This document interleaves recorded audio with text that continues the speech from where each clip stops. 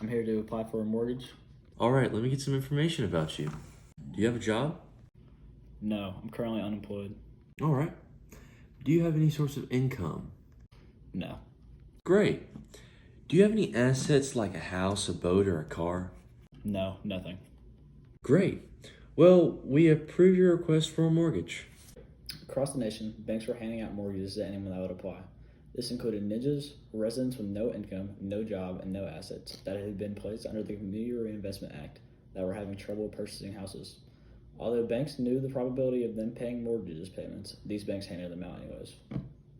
Yeah. Hey man, I'm looking to bundle those mortgages you just sold into a mortgage-backed security and buy them.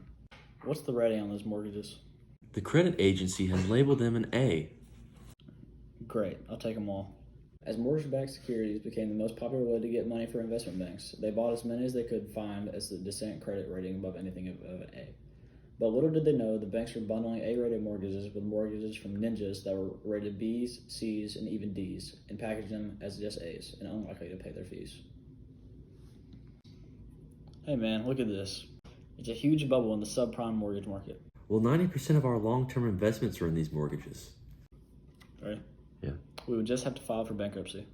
No, we are just going to break the rules and sell every security we have to anyone willing to buy before they start to realize how bad these securities are.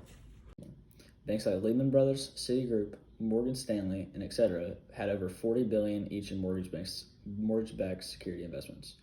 Most broke the rules of bad selling practices and sold off before the bubble popped to prevent bankruptcy, but some didn't make it in time.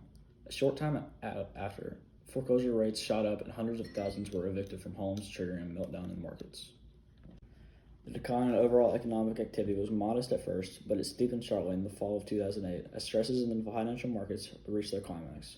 From peak to trough, U.S. gross domestic product fell by 4.3%, making this the deepest recession since World War II.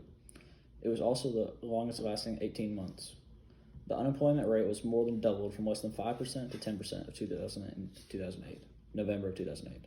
The Federal Reserve also initiated the first in a series of large-scale asset purchases. The programs buying mortgage-backed securities on longer-term treasury systems. These purchases were intended to put downward pressure on long-term investment rates and improve financial conditions. More broadly, thereby supporting economic activity.